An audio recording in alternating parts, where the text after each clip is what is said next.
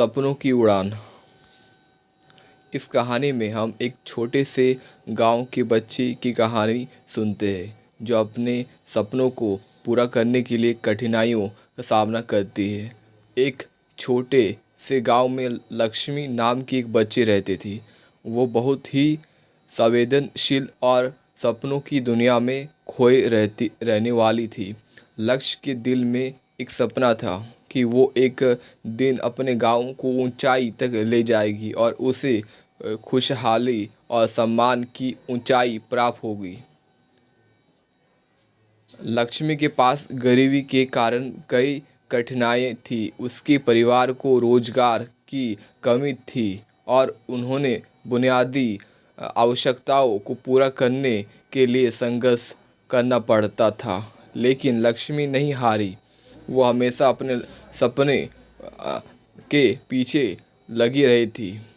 उसका पहला कदम उसने शिक्षा में आगे बढ़ाकर उठाया। गांव में उसके स्कूल नहीं था। उसने खुद को पढ़ाई के लिए समर्पित कर दिया। वो दूसरे गांव जाती और पढ़ाई के लिए पूरी मेहनत करती। संघर्ष और कठिनाइयों के बावजूद वो अपने लक्ष्य की ओर बढ़ रही थी। लक्ष्मी की दृढ़ता और मेहनत ने उसे सफलता की ओर ले गया। उसने अपनी पढ़ाई पूरी की और उच्च शिक्षा हासिल की। जब वो वापस अपने गांव लौटी तो उसने गांव के लिए प्राइवेट स्कूल शुरू किया। वो हर बच्चे को शिक्षित करना चाहती थी। उसका पढ़ाने का तरीका बेहद अनोखा था, जिसके कारण वहाँ के बच्चे बुद्धिमान बनने लगे।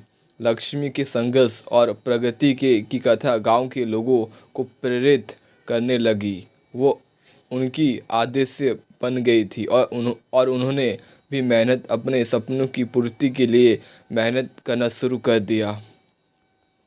इस तरह लक्ष्मी ने अपने गांव को उद्योग तक ले जाने में सहायता की और लोगों को समारित आर्थिक और सामाजिक रूप से सशक्त बनाया।